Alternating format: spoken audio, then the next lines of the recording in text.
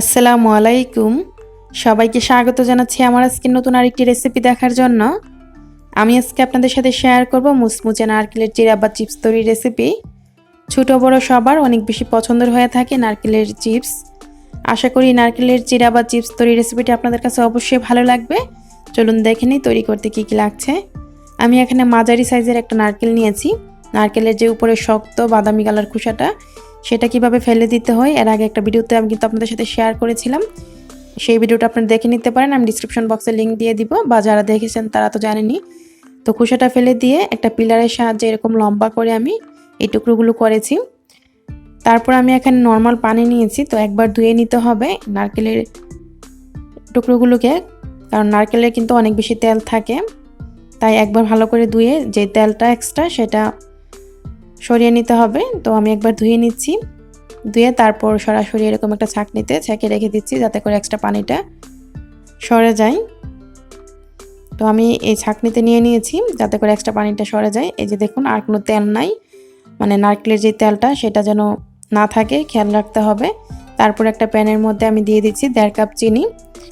চিনিটা দেওয়ার পর দিয়ে দিব এখানে 1 কাপ পানি মেজারমেন্ট কাপে। আর আমি এখন চুলাটা ফুল আঁচে রেখেছি, দিয়ে দিয়েছি 4টি এলাচ মুখটা ফাটিয়ে, তারপর 2টা তেজপাতা 2 টুকরো করে আমি দিয়েছি।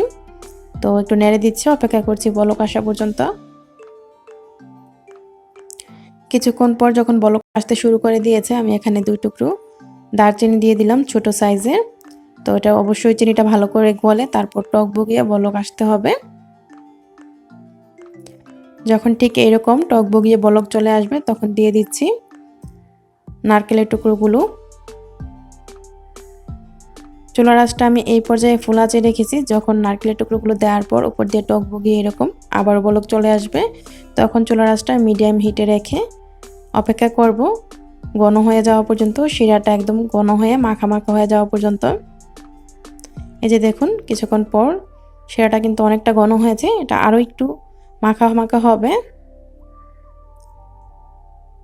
অবশ্যই অনবরত নেড়ে চেড়ে তারপর এই নারকেলের চিরাটা তৈরি করতে হবে, না হয় কিন্তু নিচে দিয়ে লেগে যেতে পারে কিংবা পুড়ে যেতে পারে।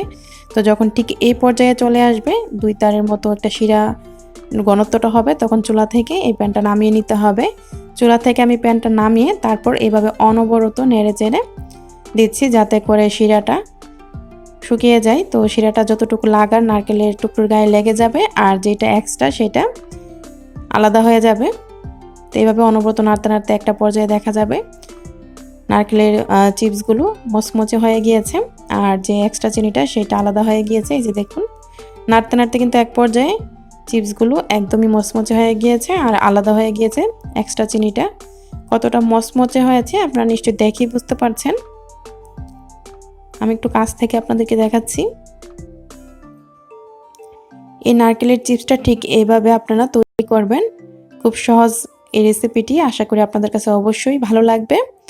এই নারকেলের চিরা বা চিপস কিন্তু সংরক্ষণ করে রাখতে পারেন মাসখানিক। একটা কাচের বয়মে করে আপনারা মুখটা ভালো করে লাগিয়ে রেখে দিবেন, মাসখানিক পর্যন্ত ভালো থাকবে। আর বেশি সময় ধরে যদি ভালো রাখতে চান তাহলে কাচের বয়মে করে ফ্রিজের নর্মাল চেম্বারে রেখে দিবেন, প্রায় 2 থেকে 3 মাস পর্যন্ত ভালো থাকবে। এই নারকেলের চিরা বা চিপস ছোট বড় সবারই অনেক বেশি পছন্দের হয়ে থাকে। তো আশা করি রেসিপিটি আপনাদের কাছে অবশ্যই ভালো লাগবে। এর আগেও আমি আপনাদের সাথে একটি নারকেলের চিপস তৈরি রেসিপি শেয়ার করেছিলাম, যারা দেখেছেন তারা তো জানেনই, আর যারা দেখেননি দেখে নিতে পারেন, লিংক ডিসক্রিপশন বক্সে দেওয়া থাকবে।